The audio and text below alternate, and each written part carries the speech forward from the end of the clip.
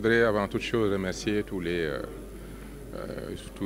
commis de l'État qui se sont réunis aujourd'hui ici avec nos amis de la presse et tous les acteurs au niveau des 14 régions pour participer à cette 14e concertation. Ce dont il est ici question, c'est la politique nationale d'urbanisation. Comme vous le savez, aujourd'hui, l'urbanisme est une dynamique irréversible. Le Sénégal aujourd'hui est à plus de 54% de zones urbanisées.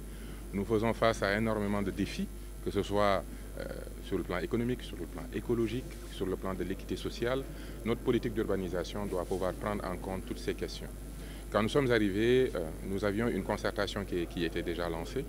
Et aujourd'hui, nous avons organisé cette dernière concertation qui porte sur Dakar, qui nous permet de clôturer la totalité des concertations nécessaires pour pouvoir doter de notre pays d'une politique nationale d'urbanisation.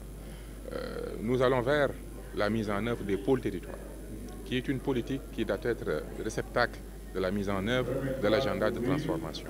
Mais il est important de comprendre une conviction que j'exprime souvent, c'est qu'il n'est pas possible de gouverner ça des instruments.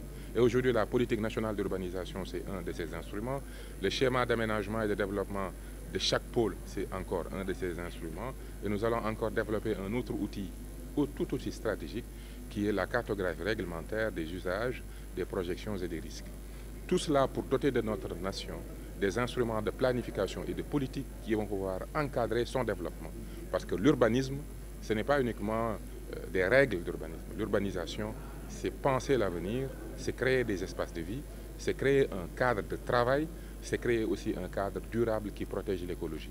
Voilà tout ce qui est en jeu et il était important, quand on met en œuvre les politiques publiques, de réunir l'ensemble des acteurs, comme nous l'a demandé le Premier ministre, de toujours mettre en avant la concertation avec les acteurs afin de mieux les impliquer. Parce qu'au final, ce sont les maires, ce sont les agents dans l'administration, mais aussi les citoyens qui vont mettre en œuvre ces politiques publiques.